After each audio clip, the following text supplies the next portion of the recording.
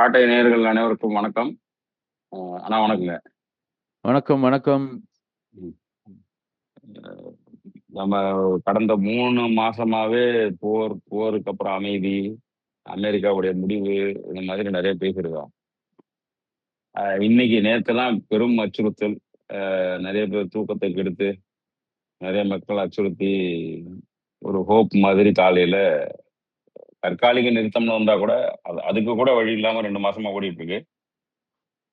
அது 2 வார காலத்துக்கான ஒப்பந்தம் மாதிரி ஈரானும், அமெரிக்காவும் பேசி ஒரு முடிவுக்கு வந்திருக்கிறாங்க. அதற்கு துணையா நின்னது பாகிஸ்தான் அப்படிங்கிறத தொடர்ச்சியா நியூஸ்ல பார்க்கலாம். ஒரு நல்ல செய்தி.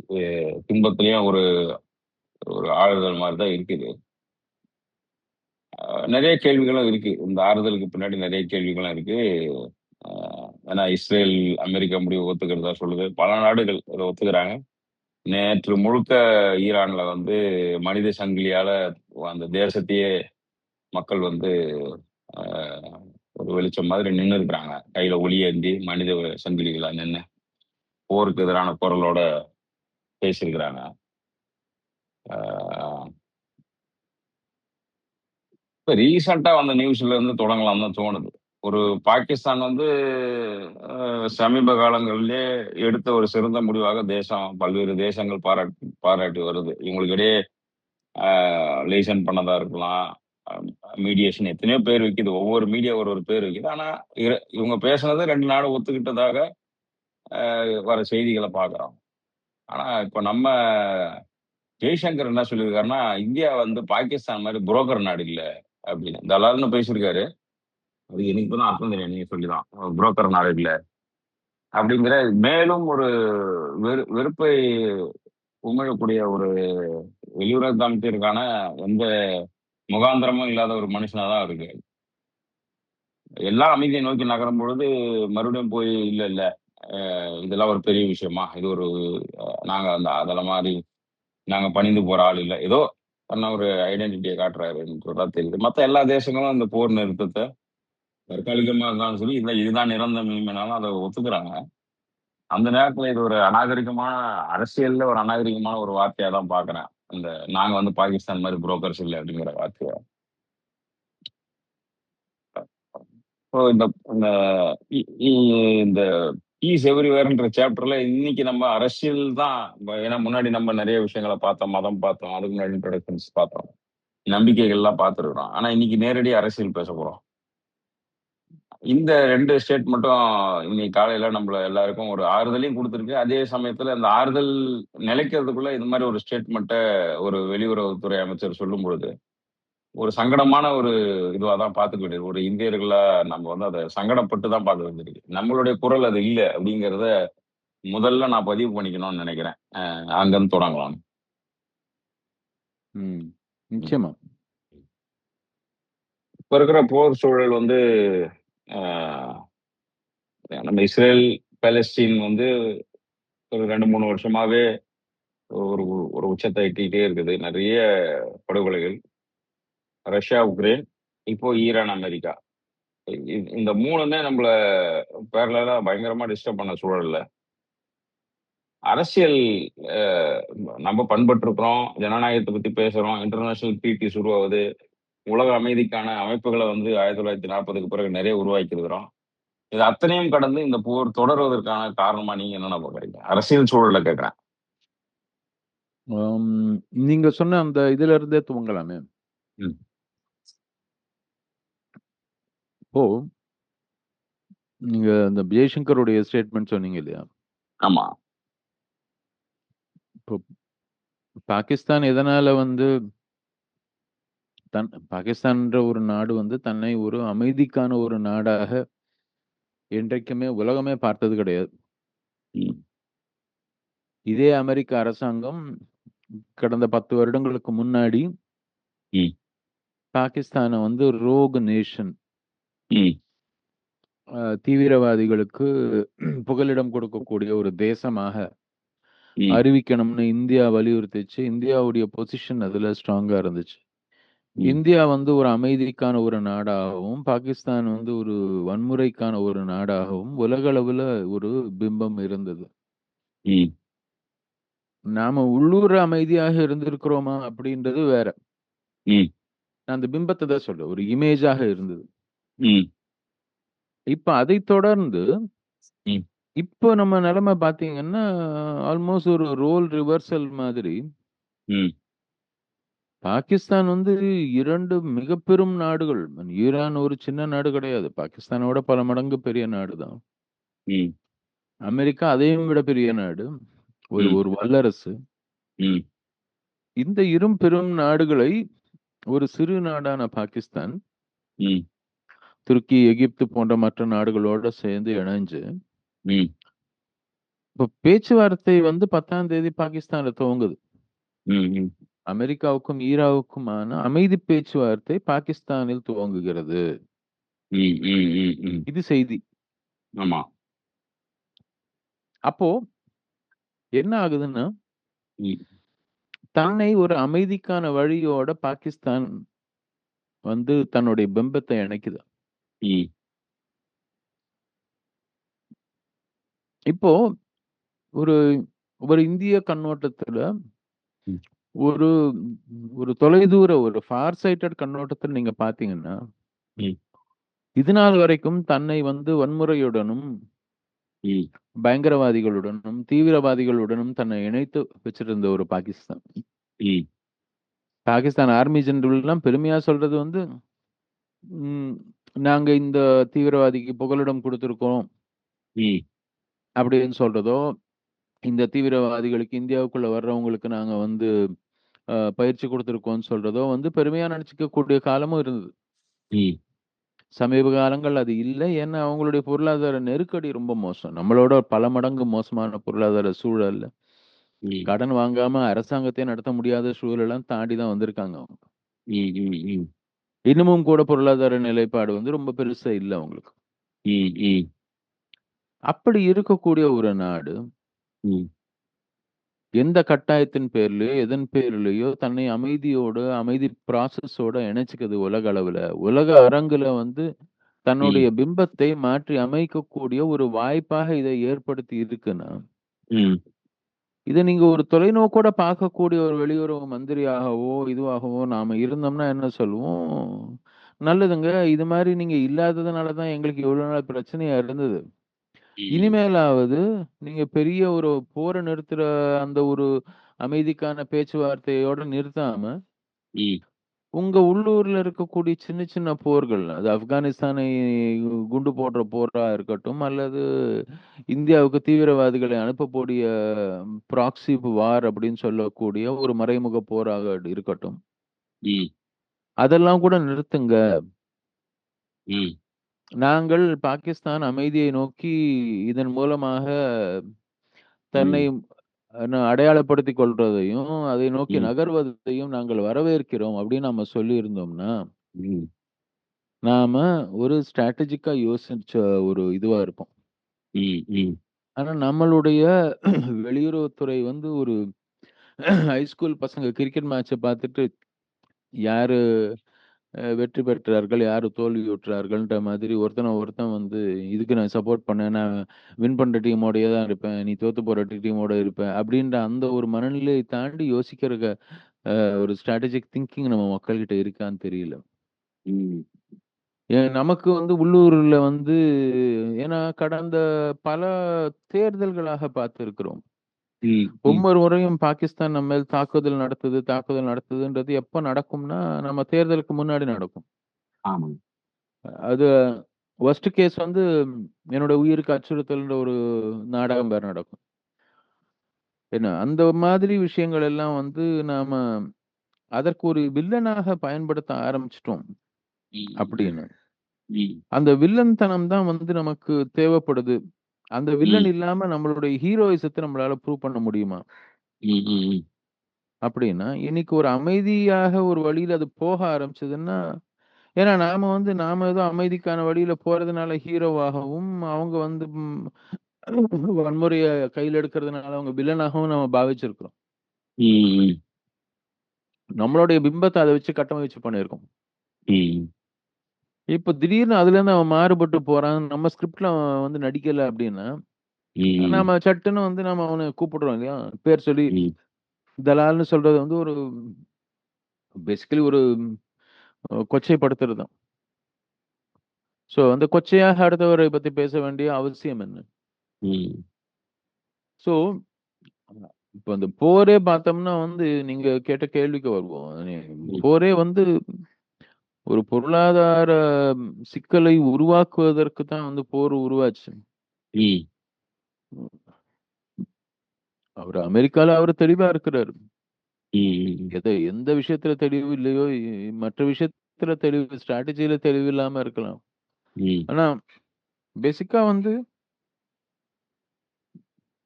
அவங்க எண்ணெய் வளம் என் கையில வரணுங்கிறாரு. அல்லது ம். நேரடியாகவோ, மறைமுகமாகவோ உலகத்தில் இருக்கக்கூடிய எல்லா எண்ணெய் வளங்களும் எங்கள் கட்டுப்பாட்டுக்குள்ள இருக்கணும். ம். இந்த பெட்ரோ டாலர்ன்னு சொல்லக்கூடிய ம். எல்லா எண்ணெய பத்தின அதை சார்ந்த பொருளாதாரம் வந்து டாலர்ல தான் இருக்கணும். அதுலதான் ஒரு கூடுதலா ஒரு விஷயம் என்னன்னா, எல்லா அமெரிக்க தலைவர்களுக்கும் இந்த பார்வை இருந்திருக்கு. ஆனா, இவருக்கு என்ன கூடுதலா இருக்குன்னா, வளங்களையும் மீறி ஒவ்வொரு தேசமும் எடுக்கக்கூடிய முடிவு நான் எடுத்ததா இருக்கணுன்ற கூடுதல் ஒரு அகங்காரம் இருக்கு அவர்ட்ட. ம். வளங்கள ஆக்குபை பண்ணிக்கணுன்றது அமெரிக்கா வரலாற்றுல நமக்கு புதுசு கிடையாது. அவங்க எப்படி மத்த நாடுகள நடத்துனாங்க. South America, African countries, Middle East, East ஏஷியாவ எப்படி நடத்துனாங்கங்கிறதுல நம்ம பார்த்துக்கிட்டே தான் இருக்கோம். வெகு சிலர் அதுல குறைச்சு வேலை செஞ்சிருக்கிறாங்களா இருக்கும். கார்ப்பரேட்ஸுக்கு ஆதரவா மட்டும் நின்னு போயிருப்பாங்களா இருக்கும். இப்போ ஒசாமாவுடைய ஹிஸ்டரி பார்க்கும்பொழுது, அப்ப அவர்கிட்ட எப்படி நடந்துக்கினாங்க, இதெல்லாமே நம்ம தொடர்ச்சியா பார்க்குறோம். பின் லேடன கை காட்டியே ஒரு ஏரியாவ காலி பண்ணாங்க. அப்புறம் ஆப்பிரிக்கன் நேஷன்ஸ்ல இருக்கக்கூடிய கண்ட்ரிகள காலி பண்ணாங்க இதெல்லாம். ஆனா, இவர் ஒரு பெக்குலியரா அவர்கிட்ட ஒரு ஹேபிட் என்ன இருக்குன்னா, எந்த நாடு எந்த முடிவு எடுத்தாலும் நான் தான். கல்யாண வீடா இருந்தா நான் தான் மாப்பிள, இழவு வீடா இருந்தா நான் தான் போணும் அப்படிங்கிற ஒரு குணாம்சத்த வந்து இப்ப வெளிப்படுத்திக்கிட்டே இருக்கிறாரு ட்ரம்ப். அதையும் சேர்த்துக்கணுங்கிறேன். அந்த எண்ணெய் வளத்தையும் தாண்டி. போரும் என்னால தான் ஆரம்பிக்கணும், போரும் என்னால தான் முடியணும். நோபல் பீஸ் பிரைஸும் எனக்கு தான். போர சரியா செஞ்சாருன்ற அந்த அட்மினிஸ்ட்ரேட்டிவ் பிரைஸும் எனக்கு தான். எல்லாத்துலயும் தான் பேரு பதியணும்னு நினைக்கிறாரு அவரு. அதாவது ஒரு விஸ்வரூபம் எடுத்து நிக்கணும்னு பார்க்குறாரு அவரு. அங்க தான் இப்ப முட்டுதே. இதுக்கு முன்னாடி இருந்த பிரசிடென்ட்ஸும் நெறைய போருக்கு ஆதரவா பண்ணியிருக்கிறாங்க. ஆனா அவர்களுக்கு எல்லாருக்கும் இல்லாத கூடுதலான இன்னொரு அ ஒரு குணம் என்னன்னு பார்த்தீங்கன்னா, எந்த தேசமும், எந்த அமைப்புகளும் இப்போ யுஎன் மாதிரியான அமைப்புகள்லாம் ஒண்ணுமே இல்லன்னு சொல்லி, பல்வேறு தேசத்துக்கிட்ட அதுல பாகிஸ்தானும் தன்னை என்ரோல் பண்ணிக்கிச்சு அப்போ. ஒரு ரூ. 90,000 கோடி அ வசூலிச்சு, நான் தான் அமைதிக்கான ஒரு இன்ஸ்டிடியூட்ட கிரியேட் பண்ணணுன்றதுல இருந்து, அப்போ ம். நாட அழிப்பேன்னு சொன்ன அதே நபர் தான் அமெரிக்கன் இன்ஸ்டிடியூஷனுடைய ஹெட். யோசிச்சு பாருங்களேன். இப்படி ஒரு பண்பாடு, கலாச்சாரம் இருந்ததாகவே நாளைக்கு இரவு இருக்காதுன்னு அச்சுறுத்தின அதே மனிதன்கிட்ட, பீஸுக்கான சப்ஸ்கிரிப்ஷனா 9,000 கோடி எல்லா நாடும் கட்டியிருக்கு. நெறைய நாடுகள். 45 நாடு கிட்ட கட்டியிருக்குன்னு நெனைக்கிறேன். எவ்வளவு அபத்தம் பாருங்க. இந்த இவர் இவர் கேரக்டரே வந்து புரிஞ்சுக்கிறது ரொம்ப கஷ்டம். அப்படின்ற அளவுக்கு இருக்கிறாரு அவரு. இந்த சத்யராஜ் சொல்ற மாரி, என் கேரக்டரே புரிஞ்சுக்க மாட்டீங்களாமான்ற மாரி ஒவ்வொரு நாளைக்கு ஒரு டிராமா எடுக்குறாப்புல அப்படின்றது தான். அதையும் சேர்த்துக்கணும்னு நெனைக்கிறேன் நீங்க சொல்லும்போதே. வெறும் வளங்கள் மட்டும் அவருடைய டார்கெட்டா தெரியல. அவர் வந்து டெசிஷன் மேக்கர். உலக அளவுல இருக்கக்கூடிய ஒரே டெசிஷன் மேக்கரா இருக்கணும்னு நெனைக்கிறேன். கார்ப்பரேட்ஸ்க்கு எடுத்தாலும் நான் தான் டெசிஷன் எடுப்பேன். ஆ கார்ப்பரேட்ஸ்க்கு அகைன்ஸ்டா எடுக்கிறது நான் தான் எடுப்பேன். தேசங்களுடைய அமைதிக்கு நான் தான் எடுப்பேன். தேசங்களுடைய வர்த்தகத்த நான் தான் தொடங்குவேன். வர்த்தகத்த நான் தான் முடிச்சு வைப்பேன் அப்படின்னு உலகத்துக்கே ஒரு சர்வரோக நிவாரணியா தன்னை காட்டிக்கிற ஒரு மனநிலை இருக்கிறதுனால, அங்கேயே நெறைய பேர் அவர் வந்து மனநிலை பாதிக்கப்பட்டவர்ன்றத ப்ரூவ் பண்ண சொல்லிலாம் போராட்டம் பண்ண ஆரம்பிச்சாங்கன்னு நெனைக்கிறேன். சமீப காலத்திலேயே. அது ஒரு ஒரு முக்கியமான கவனிப்பா பார்க்கணும் ட்ரம்ப் கிட்ட. ம். ஆமா. அதான் அது வந்து எல்லா இடத்துலயுமே வந்து எங்க ஒட்டுமொத்த அரசியல் சூழலையே பார்த்தோம்னா, ம். அ நாம வந்து இந்த ஏஜ் ஆஃப் என்ன சொல்றது? சூப்பர் ஹீரோஸ் ம். அதுல இருக்கோம். அதாவது அரசியல் சூழல்ல நம்ம இத ம். பத்தி முன்னாடியே பேசியிருக்கோம். ம். இந்த தனிநபரை எல்லா வல்ல ஒரு தலைவராக, ஒரு கடவுளாக பாவித்து, ம். மோடிக்கு அது உச்சபட்சம் தான் போன தேர்தலுக்கு முன்னாடி தன்னை நான் பயாலாஜிக்கல்னு சொல்லிக்கக்கூடிய அளவுக்கு அத வந்து தூக்கி விடுறது. ஆமா. அந்த தனி மனிதனுடைய வேனிட்டி, ஒரு ஈகோவ வந்து ரொம்ப அதிகமா பூஸ்ட் பண்ணி, ம். அந்த தனி மனிதரை வந்து இந்திரனே, சந்திரனே, கடவுளே அது இதுன்னு சொல்லி, ம். ஆம், அப்ப என்ன ஆகுது? சுத்தி இருக்கிறவங்க எல்லாருமே அந்த மனிதர்கிட்ட வந்து அடிபணியிறத தவிர வேற வழியே இல்ல. ம். இது வந்து நான் எப்படி பார்க்குறேன்னா, 2 விதத்துல பார்க்குறேன். ஒண்ணு வந்து, ம். It is a response to the breakdown of the collective. ம். சின்ன ஊர்களாக இருக்கும்போது, சிறு சமூகங்களாக இருக்கும்போது, கலெக்டிவ்‌க்கு ஒரு விஸ்டம் இருந்துச்சு. ம். ஒரு குழுவாக வந்து சிந்திக்கவோ, அந்த குழுவுல வந்து ஒரு அறிவு சார்ந்த ஒரு சிந்தனையோ, அல்லது அந்த குழுக்கள் மத்தியில இதுதான் நியாயம், இது தர்மம் அப்படின்னு ஏதோ ஒரு விதத்துல ம். ஒரு அதற்கான சில வேல்யூஸை சார்ந்து இருக்கக்கூடிய ஒரு விஸ்டம் ஒண்ணு இருந்தது. ம். எல்லா குழுவும். அந்த குழு ம். உடைஞ்சு போய் பொருளாதாரம் வந்து குழுக்கள உடைக்க ஆரம்பிச்சது. ம்.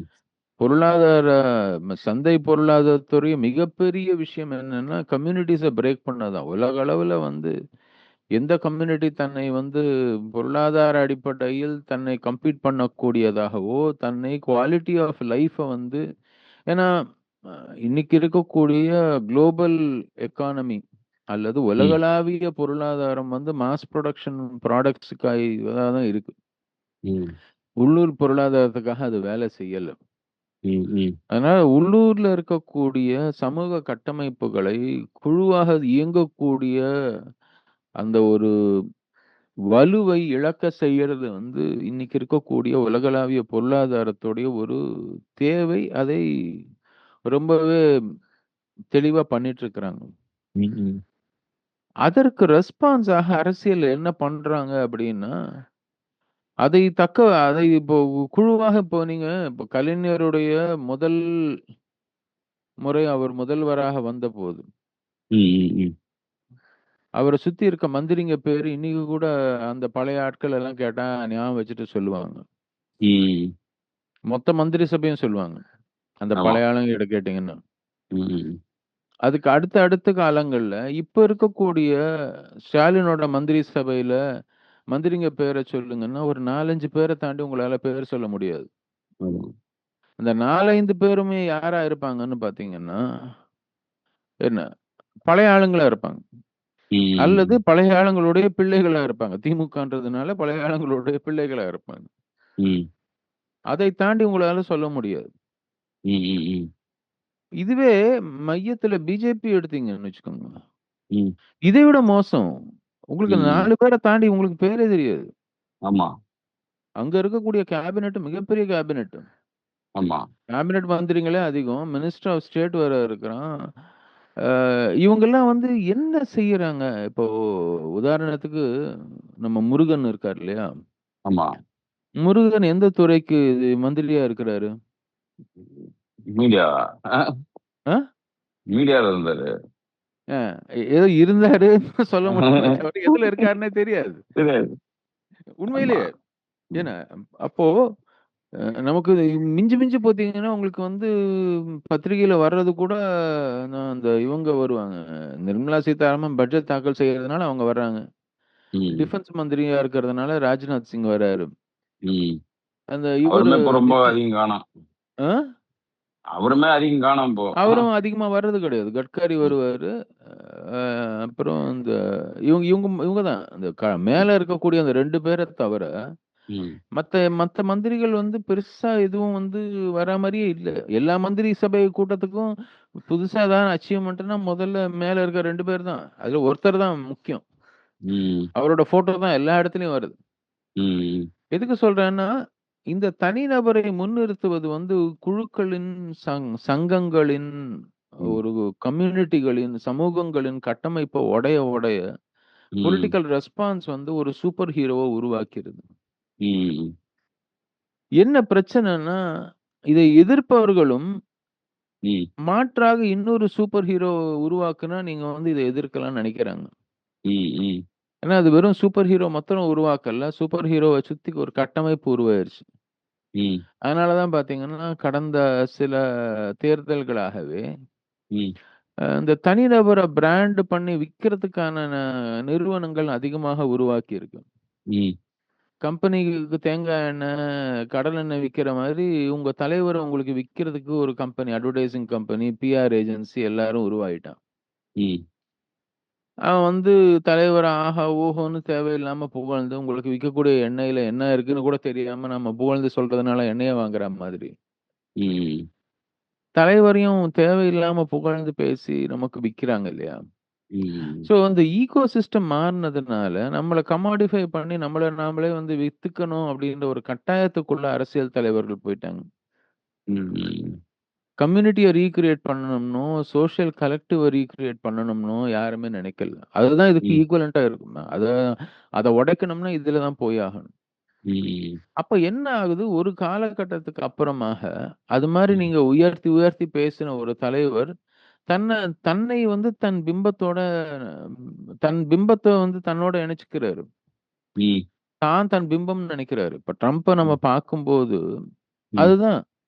அவர் வந்து தன்னை ஒரு இன்வின்சிபிள் ஒரு கேரக்டரா பார்க்குறாரு. என்ன யாரும் ம். அடிச்சுக்க முடியாது. என்ன யாரும் ஒண்ணும் பண்ண முடியாது. என்ன விட ம். பெரிய ஆள் யாருமே கிடையாது. ம். என்ன யாரும் ஒண்ணும் மோடிக்கும் அதே தானே பிரச்சனை. ம். நான் தன்னை வந்து நான் பயாலாஜிக்கல்னு சொல்லும்போதோ, அல்லது தன்னை வந்து ஒரு என்ன சொல்றது? விஸ்வகுரு அப்படின்னு மற்ற பேர் சொல்லும்போது, அத ஒத்துக்கிறதோ, ம். அதெல்லாம் நடக்கும்போது பேசிக்கா என்னன்னா, அ அந்த ஒரு பிம்பம் வந்து மனுஷன விட பெருசாயிருது. ம். அது அந்த மனுஷனே அந்த பிம்பத்த தான் தன்னுடைய ஐடென்டிட்டி, ஆ. தன்னுடைய இங்க அடையாளமாக அவங்க பார்க்கும்போது ஹீரோவையும் தாண்டி இன்கார்னேட்டுக்கு போயிடுறாங்க அவங்க. ஆமா. தங்கள ஒரு இன்கார்னேஷனாவே ஃபீல் பண்ண ஆரம்பிச்சுறாங்கன்றதுதான். அ இல்ல அந்த நமக்கு தமிழ்நாட்டுல அது முன்னாடி பிரச்சனை இருக்கிறது. அரசியல் ம். தலைவர்களும், ம். சினிமா ஹீரோக்களும் ஒண்ணா இணையறதுன்றது வந்து தமிழ்நாட்டுல வந்து அன்பார்ச்சுனேட்லி நமக்கு வரலாற்றிலே இருக்குது. தேசிய ம். அளவுல வந்து நீங்க சொல்ற மாரி ஹீரோயிசத்த தாண்டி அடுத்த லெவலுக்கு போயிட்டாங்க இப்போ. ம். கடவுளுன் ஏன்னா சீனால அந்த பழக்கம் உண்டு. ஃபியூடல் சீனால வந்து ம். அரசரை கடவுளின் அவதாரமாக வழிபடுற அந்த ஒரு இது வந்து மிங் டைனாஸ்டி அந்த பீரியட்ல உண்டு.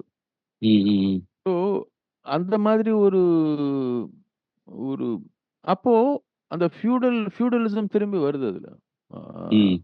அந்த மாரி இருக்கிறவங்க மொனார்க்கியோ, ஃபியூடலிசமோ சார்ந்து போறதுக்கான வாய்ப்புகள் ரொம்ப அதிகம். இப்ப கூட ம். ட்ரம்ப பத்தி பேசும்போது அமெரிக்கர்கள் பல பேர் சொல்றது என்னன்னா, அவர் இப்ப ஈரானுக்கு பண்ணது நாளைக்கு அமெரிக்காவுக்கு பண்ண மாட்டாருன்னு என்ன நிச்சயம்? ம். ம். இனிமே வந்து உங்களுக்கு தேர்தலே கிடையாது. நான் தான் உங்களுடைய ஜனாதிபதி. என் ஆமா. வாழ்க்கை முழுக்க நான் தான் ஜனாதிபதின்னு சொல்றதுக்கு எவ்வளோ நேரம் ஆகும்? அப்படின்னு பல பேர் கேள்வி எழுப்பிட்டு இருக்கிறாங்க உள்ளுக்குள்ள அங்க. ம். அது நிரந்தர மாதிரி தன்னை முதல்வர், நிரந்தர பிரதமர் மாரி. ஆ? நிரந்தர ஜனாதிபதி, நிரந்தர முதல்வர், ஆ. நிரந்தர பிரதமர்ன்ற வார்த்தை ஃபேமஸ் இல்ல கடந்த 20 வருஷமா. ஆமா. அது மாரி நிரந்தர ஜனாதிபதி. ம். இத்தனைக்கும் அவங்க இதுல ப்ரொவிஷனே கிடையாது அதுக்கு. உருவாக்கி இருக்கும்னு நெனைக்கிறேன். ம். ஸோ அது மாதிரி அந்த ஒரு அந்த இண்டிவிஜுவல நாம வந்து ரொம்ப பெருசுபடுத்தும்போது, இந்த ம். இண்டிவிஜுவல தேவையில்லாம நம்ம ரொம்ப பெருசுபடுத்தும்போது, ஆ அப்படியே நாம வந்து அவங்கள தூக்கி விட்டு வந்து ஒரு காலகட்டத்துக்கு மேல வந்து அராஜகத்தை அதிகமாக்கக்கூடிய ஒரு ஏன்னா அந்த இண்டிவிஜுவல் வந்து எந்த விதமான நெறியோ, வேல்யூஸோ இல்லாத மனிதர்களாக மாறும்போது, ம். ஏன்னா நமக்கு இண்டிவிஜுவலா வரும்போது அந்த அளவுக்கு பெரிதாக வர்றதுக்கான வாய்ப்பும் வந்து நம்ம வந்து அம், அ சரியான ஆட்களுக்கு குடுக்கறதில்ல. நம்ம தேர்தல்ல ஓட்டு போடுறதும் அப்படிதான் இருக்கு. ம். ம். ம். அதனால வந்து அது வேற கட்டத்துக்கு போயிருது. ம். ம். அப்பதான் வந்து நம்ம ட்ரம்ப் மாரி ஒரு அதிபரை உருவாக்கி வச்சுட்டு, இப்ப அமெரிக்கா கஷ்டப்பட்டுட்டு இருக்கிறாங்க. நாங்க இவங்களுக்கு எப்படி இந்த மனுஷனுக்கா நாங்க ஓட்டு போட்டோம்ன்னு அவர நம்பி ஓட்டு போட்டவன் கூட இப்ப புலம்புறான். ஆமா. ஐயோ! நாங்க இத நம்பி ஓட்டு போடலையே! இந்த மனுஷன் இப்படி உருவாயிட்டாரே அப்படின்னு. ம். எதிர் தரப்பு இருந்தவங்கலாம் சொல்றாங்க, "இது தானடா நாங்க அன்னைக்கே சொன்னோம்" அப்படின்னு அவங்க சொல்றாங்க இப்போ. ம். அந்த எல்லாருமே ஆனா பொருளாதார இழப்ப சந்திச்சு தான் வந்தாங்களே தவிர, மற்ற தேசம் கஷ்டப்படுதுன்னு வந்த மாதிரி தெரியல இந்த வார்த்தைலாம். வெகு சிலர் தான் ஒரு வேர்ல்டு ம். பீஸை நோக்கி நகர்த்திருக்காங்க இந்த பேச்சை. மற்றவங்க எல்லாருக்குமே மார்க்கெட் வேல்யூ தான். இன்னைக்கு காலையில இருந்து பம்ப் ஆகிற விஷயம் பார்த்தீங்கன்னா, அமைதி, போர் எல்லாத்தையும் தாண்டி மார்க்கெட் ஓப்பன் ஆயிடுச்சு. அந்த இடத்துக்கு சுருக்கிட்டோம்னு நினைக்கிறேன். இந்த இந்த பொலிட்டிக்கல் டிபேட்டே மார்க்கெட்டு பொதுமக்கள்கிட்டயே சொல்றேன். அரசியல்வாதிங்க அந்த அப்படிதான் சுருக்கி வச்சிருக்காங்க ஒரு பக்கம். ஆனா பொதுமக்களுமே நம்ம போன வாரம் சொன்ன மாதிரி நமக்கு ஃபியூவல் தட்டுப்பாடு தான் இதை நம்மள தினசரி பேச வச்சிருக்கு. அது கசப்பான உண்மைனா கூட 20% டிக்ளைன் ஆயிருக்கு மார்க்கெட் ஓவராலா. இன்னைக்கு மார்க்கெட் தொடங்கும் போதே 20% கச்சா எண்ணெய் வந்து விலை குறைஞ்சிருக்கு. அப்ப இனிமே 20% வரைக்கும் மறுபடியும் மார்க்கெட் ரீட்டைன் ஆயிடும்னு அர்த்தம். இந்த மார்க்கெட் எலாஸ்டிசிட்டியை தான் விரும்புறாங்களே தவிர பீஸ் மேக்கர்ஸா ரொம்ப கொஞ்சம் பேர் தான் இருக்கிறாங்கன்னு நினைக்கிறேன். அடுத்தவன் சாவறானே, அடுத்த நாடு அப்படி பார்த்தாக்கா 5 வருஷம் உக்ரைன்ல வார் நடக்காது, இஸ்ரேல் பாலஸ்தீன்ல நடந்திருக்காது, ஈரான் இவ்வளவு நாள் போவாது, இதுவுமே 2 வாரம் டைம் லைன்ல வந்திருக்காது. மக்கள் வந்து இவ்வளோ இத கொஞ்சம் அந்த த்ரெஷ்ஹோல்டை எட்டி இருக்கு மார்க்கெட்டு. அதை உடைச்சுக்கணுங்கிற எண்ணம் காமன் பீப்புள் மத்தியிலே விதைச்சிட்டாங்க. அவங்களுக்கு இயல்புல இருக்குதா இல்ல மீடியா விதைச்சதான்னு தெரியல. அந்த மார்க்கெட் ஃபோர்ஸ்ன்றது எவ்வளவு பெருசா மாறி இருக்குங்கிறத நம்ம ஈகாலஜில பேசுறது மாதிரி போருக்கும் பேச வேண்டிய அவசியம் வந்திருக்குன்னு நினைக்கிறேன்.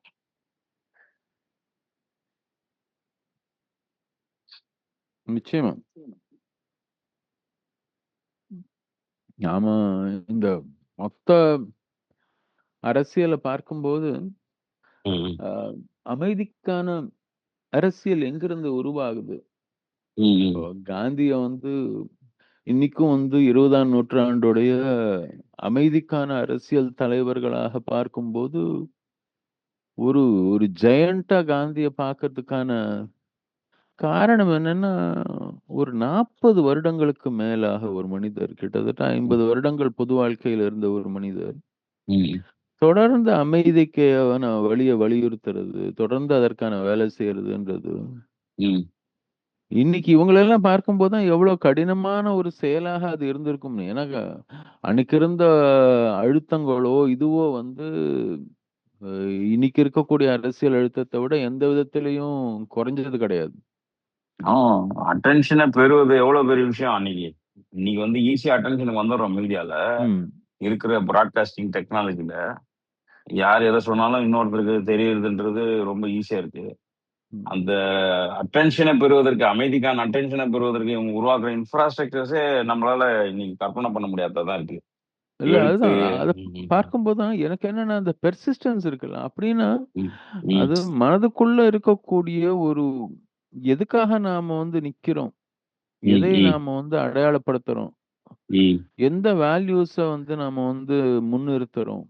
ம், அதன்படி தன்னுடைய வாழ்க்கையே அமைச்சு, வாழ்க்கையிலிருந்து ம், அரசியலுக்கு வந்ததுனால, ம், ஒவ்வொரு கட்டத்திலயும், ம், சிந்திக்கிறதிலயும், செயல்படுறதிலயும், எழுத்துக்கள்லயும், பேச்சுலயும், எல்லாத்துலயும் ம், உபயோகப்படுத்தக்கூடிய யுக்திகள்லயும், முழுக்க ம், முழுக்க அமைதியை நோக்கி போறது அப்படின்றது, ம், அது காந்தி ஆகட்டும், அவரை பின்பற்றி அதுக்கப்புறம் வந்த மார்ட்டின் லூதர் கிங் ஆகட்டும், அல்லது நெல்சன் மண்டேலா ஆகட்டும், ம், அல்லது போலந்து இவரு அவர் பேர் என்ன? அந்த லேபர் யூனியன் தலைவராக இருந்து பிரசிடென்ட்டா வந்தாரு. வெலேஷா ம், அவராக இருக்கட்டும். அ பலருமே கூட ம், தங்களுடைய அதாவது நீங்க போர்ன்றது வந்து வெளிப்புற கட்டமைப்பு. ம், தொழிலை சார்ந்து நீங்க போனீங்கன்னா, தொழிற்சாலைகளை சார்ந்து நீங்க போனீங்கன்னா, ஆயுதங்கள எக்கச்சக்கமான நெறைய பேருக்கு அதுல வாழ்வாதாரத்த உற்பத்தி பண்ண முடியும். போர் ம், ஆயுதங்கள தயாரிக்கிறதுல நெறைய பேர் லாபம் பார்க்க முடியும். ம், அமைதின்றது அப்படி கிடையாதே. ம், அமைதிக்கு ஆயுதங்கள் தேவையில்ல. அமைதிக்கு மனுஷங்க தான் தேவை. ம், போர் நிறைந்த உலகத்தை ம், ஆர்டிபிஷியல் இன்டெலிஜென்ஸ் ஈஸியாக இயக்கி எறிய முடியும். ம், ம், அமைதி நிறைந்த உலகத்தை ம், ஏஐ வச்சு இயக்க முடியாது. ம், அமைதிக்கு மனுஷங்க தேவை. ம், அதனால தான் பார்த்தீங்கன்னா, மனிதர்கள் மத்தியில வந்து இவங்களுக்கு தொடர்ந்து மிகப்பெரிய ஒரு தாக்கம் 100 வருடங்களையும் தாண்டி வந்து இன்னைக்கும் நம்ம வந்து அவங்கள பத்தி பேசுறோம். பல பேர் வந்து தொடர்ந்து அவங்களுடைய தாக்கம் அவங்க அவங்க பிரதேசத்துல மாத்திரம் வந்து அவங்க எங்க வேலை செஞ்சாங்களோ, அந்த அரசியல் தளத்தை தாண்டி உலகளவுல வந்து அவங்களுக்கான ஒரு தளமாக இன்னைக்கு இருக்குது அப்படின்றது ரொம்ப முக்கியம். ம். நாம அது மாரி தலைவர்கள் இருக்காங்களா அப்படின்னா, அதற்கு வந்து அந்த ஒரு தீர்க்கமான ஒரு அரசியல் பார்வையோட அமைதி மேல ஒரு நம்பிக்கை இருக்கணும். இன்னைக்கு தலாய் ம். லாமாவ பார்க்கும்போது ஆச்சரியப்பட வேண்டியிருக்கு. ம். 50 வருஷத்துக்கு 70 வருஷம் கிட்டத்தட்ட. ம். 55ல வந்தாங்க இல்லையா? ஆமா. இந்தியாவுக்கு வந்தது 55. ம். இன்னைக்கு 25 71 வருஷம் ஆகுது. 71 வருஷம் ஆயிருச்சு. இன்னமும் அன்னைக்கு வந்தபோது பேசின அந்த அமைதி தான் பேசுறாரு. சீனாவுக்கு ம். எதிர்த்து வன்முறை வந்து அவர் கையெடுக்கலன்னு பல நேரங்கள்ல இளைஞர்கள் வந்து திபெத்திய இளைஞர்கள் அவ மேல கோவப்பட்டிருக்கிறாங்க. ம். நாம போர் தொடுக்கல. நாம அமைதியாக சேர்ந்து வாழ்வத பத்தி தான் பேசுறோம். நாம ம். பேசுறது வெறும் சீனாவுக்கு மாத்திரம் இல்ல, மொத்த உலகத்துக்கும் அப்படின்னு திரும்பி, திரும்பி, திரும்பி சொல்லிட்டே இருக்காரு. வலியுறுத்திட்டே இருக்காரு. சோ, அது அது அடிப்படையில தம்மான்றதே அதானே. வெறுப்புக்கு எதிரா வெறுப்ப விதைக்கவே முடியாது. வெறுப்ப வெறுப்பால அணைக்க முடியாது. வெறுப்ப அன்பால தான் அணைக்க முடியுன்றது தம்மால தொடர்ச்சியா போதிக்கப்பட்ட ஒரு விஷயமாவே இருக்கு. ம், என்னதான் போதனை இருந்தாலும் செயலுக்கு வரும்போது பெரிய ஸ்ட்ரகிள் தான் அது. ம். சொல்றதுக்கு ரொம்ப ஈஸியான வார்த்தைகள்லாம் செயல்படுத்தும்போது ரொம்ப கடினமா இருக்கு. இல்ல அது தன்னோட தனிநபர் வாழ்க்கையில இல்லாம, அது பொது வாழ்க்கையில மாத்திரமே வந்து கடைபிடிக்க முடியுமான்னு எனக்கு முடியாது. சந்தேகம் தான். இல்ல முடியாது. அது சாத்தியம் இல்ல. உள்ள நீங்க தனி வந்து உங்களுக்கு உங்களுடைய அடையாளம் பெருசு. உங்களுடைய விஷயங்கள் தான் பெருசுன்னு அ என்ன சொல்றது? அதுல இருந்தீங்கன்னா நிச்சயம் உலகத்துல உங்களால அமைதிய கொண்டு வர முடியாது. உள்ளத்துல சமநிலை இல்லன்னா, உள்ளத்துல சலனத்தோட நீங்க உலகத்துக்கு அமைதிய போதிக்க முடியாதுங்கிறது தான் என்னுடைய இதுவாவும் இருக்கு. நம்பிக்கை. ம். அததான் ஃபாலோ பண்ணணும்னு நெனைக்கிறேன். இல்ல அது நம்ம தனிநபர் வாழ்க்கையிலேயே நம்ம அனுபவத்திலேயே பார்க்கலாமே. ம். அதுதான் நான் வந்து எங்க பார்க்கிறேன்னா, நாம நம்மளை சுற்றி இருக்கக்கூடிய இப்ப நாம வந்து அடுத்த இப்போ ஓட்டு போட போறோம். இன்னும் ஒரு 10 நாட்கள்ல நாமளும் ஓட்டு போட போறோம். ம். அப்படின்னும்போது, அ இப்போ சமீபத்தில இந்த பீப்பிள்ஸ் வாய்ஸ்ன்ற ஒரு நிறுவனம் மூலமாக ம். பெண்களை கீழ்த்தரமாக பேசும் இதை வந்து அரசியல்வாதிகள் தவிர்க்க வேண்டும் அப்படின்ற மாரி ஒரு கோரிக்கை விடுத்திருந்தாங்க. ம். எல்லா அரசியல் கட்சிகளுக்கும் நாங்க எழுதியிருக்கிறோம் அப்படின்ற மாதிரி. ம். ஆம், பெண்களை மாத்திரம் இல்ல, ஒருத்தர பத்தி பேசும்போது, ம். ஒரு கீழ்த்தரமான ஒரு விமர்சனமோ, அல்லது ஒரு வன்முறையை தூண்டக்கூடிய விதத்தில ஒருத்தர பத்தி பேசுறதோ, ம். அவங்கள பார்த்தா நான் அடிக்கிறது, உதைக்கிறது அப்படின்ற மாரி பேசும்போது, ம். அதுதானே உருவாகும். அப்போ நீங்க ம். வந்து அது ஒரு உள்ளுக்குள்ள இருக்கக்கூடிய ஒரு மனநிலைய தானே அது காமிக்குது. ம். ஸோ, அந்த உணர்வு வந்து அமைதியை நோக்கி போகக்கூடிய மனிதர்களாக இப்போ சராசரியாக நீங்க ஓட்டு போடக்கூடிய எல்லார்கிட்டயும் நீங்க கேட்டீங்கன்னா, எனக்கு ம். தெரிஞ்சது தமிழ்நாட்டிலேயோ, ஒட்டுமொத்த இந்தியாவிலேயோ கூட, ம். ஓட்டு போடக்கூடிய பொதுஜனங்கள் யாருமே வந்து தன்னுடைய அமைதியான வாழ்க்கையை குலைக்கக்கூடிய ஒரு நபருக்கு ம். நேரடியாக போய் ஓட்டு போட மாட்டாங்க. ம். ம். அமைதியை நான் குலைக்கிறேன்னு ஒரு மனுஷன் ஓப்பனா சொன்னான்னா, அவனுக்கு ஓட்டு போடுவாங்களான்னா, பண்ண மாட்டாங்க. ம். ஆனால், அமைதியை குலைப்பேன் அப்படின்னு சொல்றதுக்கு பதிலாக, நான் ம். ஆட்சிக்கு வந்தா இவங்களெல்லாம் விடவே மாட்டேன். அவங்கள வெட்டிருவேன். இவங்கள வந்து தொரத்திருவேன். ம். இவங்கள வந்து பணிய வச்சுருவேன். அப்படின்னு இப்போ அஸ்ஸாம்ல ஒரு முதல் மந்திரி பேசிட்டு இருக்கிறாரு. ம். அது போன்ற தொனியில தான் அவருடைய வார்த்தைகள் வெளியில வருது. ஆமா. ம். அந்த மாரி பேசுறவங்களுக்கு எப்படி நீங்க வந்து ஓட்டு போடுவீங்க? இது மாரி ம். ஒட்டுமொத்தமாக இது ம். மாரி நான் பேசுறவங்க வந்து ஒரு இடத்துல வர்றாங்கன்னாலே, அந்த ம். இடத்துல அமைதி வந்து குலைஞ்சு போகுதுல்லே. ம். எனக்கு இப்போ அமித்ஷா வந்து 15 நாள் நான் மேற்கு வங்காளத்துல தங்கியிருந்து வந்து நான் வந்து இந்த தேர்தலை பார்க்க போறேன் அப்படின்னு சொல்லும்போது, ம். எனக்கு இம்மீடியட்டா எனக்கு தோணுனது என்னன்னா, இந்த ம். மனிதன் போகும் இடங்கள் எல்லாத்துலயுமே ம். அமைதியை நோக்கி பேச்சே கிடையாது. ம். ம். இவர் போற இடத்துலலாம் வன்முறை தான் வெடிக்குது. ஏதோ ஒரு விதத்துல வாதத்திலேயோ, பேச்சுவார்த்தையிலேயோ, சமூகத்துல வந்து நடக்கக்கூடிய விவாதங்கள்லேயோ, பிரிவினைவாதத்தை தூண்டக்கூடிய ஒரு வன்முறையை முன்னிறுத்தக்கூடிய வார்த்தைகளாக தான் வெளியில வருது. ஆமா.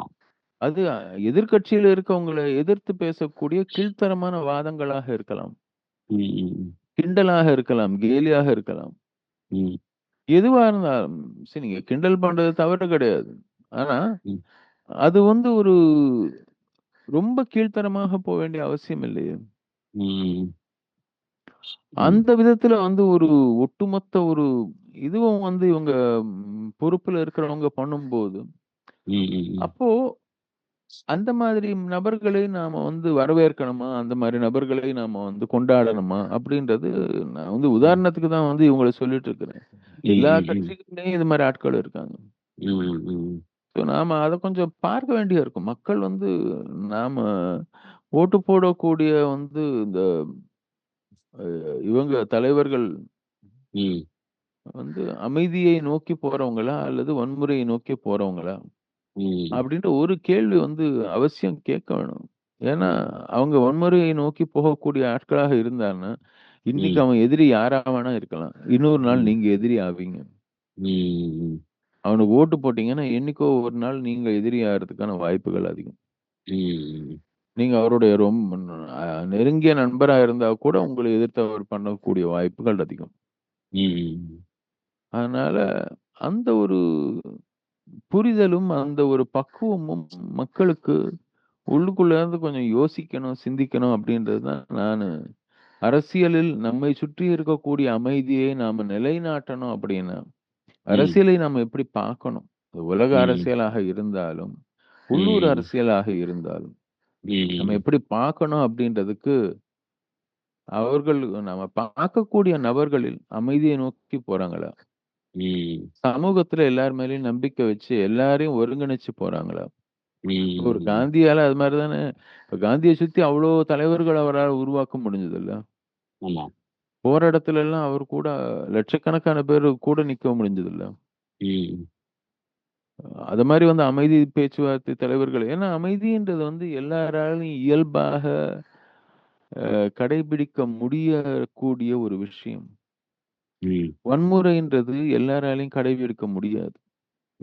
நீங்க வந்து தரவுகள் அடிப்படையில டேட்டா வச்சு தான் முடிவெடுக்கக்கூடிய ஒரு மாடர்ன் மனிதராக இருந்தீங்கன்னா கூட, peace has more practitioners than violence in society. அமைதியை கடைபிடிக்கக்கூடியவர்களின் எண்ணிக்கை அதிகம். அமைதியான வாழ்க்கையை விரும்பக்கூடிய மனிதர்களின் எண்ணிக்கை அதிகம். நம்ம முதல்ல அது அதான் சொன்னோம். மத ரீதியா கூட ஒரு நம்பிக்கை உள்ளவர்கள் கூட எல்லாரும் வந்து அதுக்கு எதிர் மதத்தை வெறுக்கிறவங்க கிடையாது. யாரோ 1, 2 பேர் இருக்கிறாங்க. அவர்கள் அந்த பிம்பத்தை கிரியேட் பண்றாங்களே தவிர, மத்தவங்க எல்லாம் அமைதியா வாழணும்னு தான் நினைக்கிறாங்க. நீ உன் சாமியை கும்பிடு, நான் என் சாமியை கும்பிட்டுக்கிறேன். 2 பேரும் காமனா ஷேர் பண்ணிக்கிற விஷயம் வந்தா பண்ணிக்குவோம். 2 பேரும் காமனா பண்ண முடியாத பண்ணாம விட்டுருவோம்.